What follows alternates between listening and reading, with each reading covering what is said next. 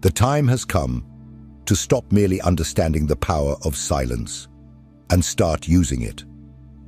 Because knowledge without practice is just dead theory. From now on, you will learn to transform your silence into a precision weapon, no longer as a defensive shield, but as a sharp blade, ready to cut through others' masks at the exact moment they least expect it. And the first step is simple, yet brutal.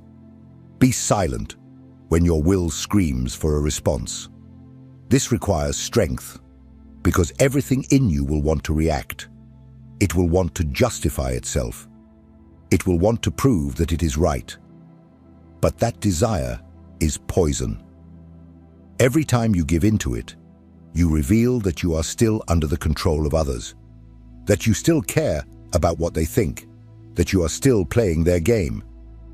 True silence is born only when you kill that need, when you understand that you owe nothing to anyone, that the truth does not need to be spoken to exist. The second weapon of silence is observation. While others talk, get lost in explanations, and try to fill the void with words, you listen. But you don't listen as someone waiting for their turn to speak. You listen like a hunter listens to the footsteps of prey in the forest. You perceive the fears hidden between the lines, the subtle contradictions, the insecurities disguised as arrogance. And you store all of this. Because when you speak, if you speak, it will be surgical. It will be with the precision of someone who masters the emotional territory of the other. The third weapon, time. Learn to let silence last. The pause is an element of tension, and tension is power. While the other person speaks, waiting for your reaction, and it doesn't come, they experience an internal collapse. The discomfort grows. Their mind begins to fill the void with assumptions, fears, paranoia.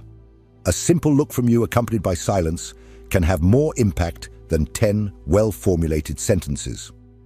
The fourth weapon, unpredictability. When you master silence, you become unpredictable, and the unpredictable is always feared. Because people don't know what to expect from you, and when they don't know what to expect, they lose the advantage. They become cautious. They start measuring every word. You invert the logic of interaction. From reactive, you become the gravitational center of the conversation. At this point, silence is not absence, it is pure dominance. But be careful. Do not confuse silence with passivity. Nietzsche was never an advocate of weakness. The silence we're talking about here is active, tense, charged with intention. You are not withholding. You are preparing, choosing, positioning yourself with a kind of strength that doesn't need to be displayed to be felt. And when the right moment comes, the moment when silence has already said everything it needed to, you can speak. A single sentence, a precise comment, something that ends the discussion not because it was louder, but because it was truer, deeper, more undeniable. But this brings us to an even more delicate issue, because up to this point, we have talked about how to use silence to win. But there are moments when the game is not just about winning, it's about emotionally surviving. There are situations where people are not just debating with you, they are using you, manipulating you, draining you, and you, without realizing it, are giving away your power every day. You are being dominated without a single word needing to be spoken. And that's where the darkest point of this journey comes in, when silence is no longer strategy, but a silent scream from someone who has lost control of their own life. In the next part, we will expose this truth, show how you may be being used and not even realize it. Because while you think you are avoiding conflicts, someone may be building an empire on your silence, and Nietzsche already knew that. Is there anything more perverse than being silenced? It is being conditioned to think that silence is your only option. That swallowing your anger, conceding in discussions, avoiding conflict at all costs, is synonymous with maturity. That remaining silent is a sign of balance. But what if I told you that this could be a trap? That many times this type of silence is not wisdom. It is disguised submission. Nietzsche saw this with brutal clarity. What you call peace is often just your domesticated surrender. Have you noticed how some people take advantage of your calmness, your ability to listen, to overlook, to avoid confrontation? They push their ideas, impose their wills, occupy spaces that were yours, and you let them. You convince yourself that it's not worth fighting, that it's better to maintain harmony, that it's not that big of a deal. But the truth is one: you are paying a very high price for this false peace. And the worst part? You are being used by those who understand that you will never react. Nietzsche spoke of the morality of slaves, that value system constructed by the weak to survive in a world dominated by the strong. It is the morality of resignation, of guilt, of being nice. An invisible code that teaches you to nullify yourself, to diminish yourself, to conform, and still feel virtuous for it. But Nietzsche did not write for those who resign themselves.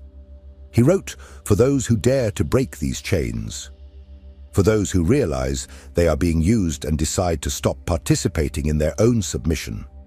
When you accept this type of silence, the one that swallows you from within, you are surrendering your power without realizing it. You are being shaped by the expectations of others. You are no longer yourself. You are what others need you to be. And this is the opposite of what Nietzsche called the will to power. Because the true will to power is not to shout, it is not to dominate others, it is to dominate oneself. It is to regain control of your own narrative. It is to be silent, not because you are afraid, but because you owe nothing to anyone. This silence of submission needs to die, and in its place, the silence of presence must be born. The one that does not bend, that does not humiliate, that does not apologize for existing. The one that stands up amidst chaos and without saying a word, changes the course of the situation. This is the silence that Nietzsche would respect. The silence of the individual who has become the master of themselves. But how to reach this level? How to move from being manipulated to being the master of your own presence? How to kill the herd morality within you and be reborn as someone who imposes authority even when silent? The answer lies in the most powerful figure of Nietzsche's philosophy, the Übermensch. We have already talked about him. Now it is time to understand how to become one.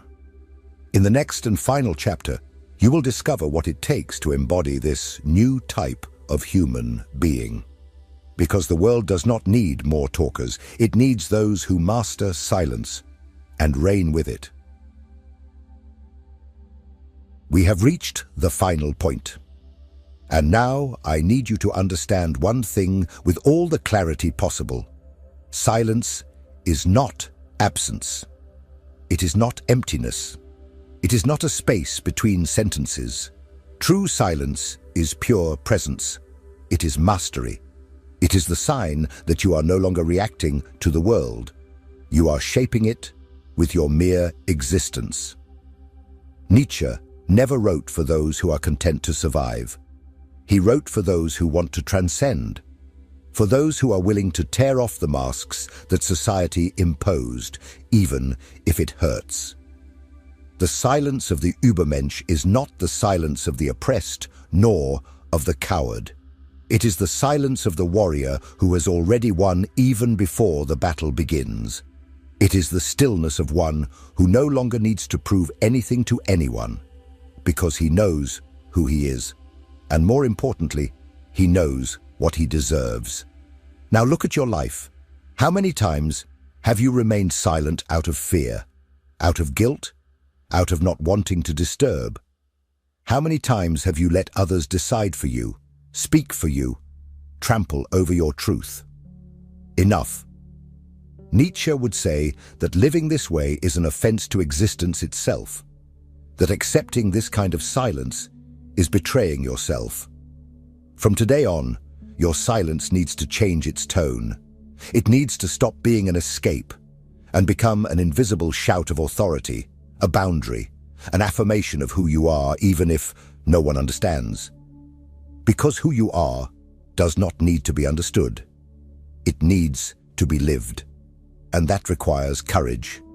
Do you have that courage? Then comment below. I choose the silence that commands respect. Not just so I know you made it this far, but so you can publicly affirm this choice, this commitment to yourself.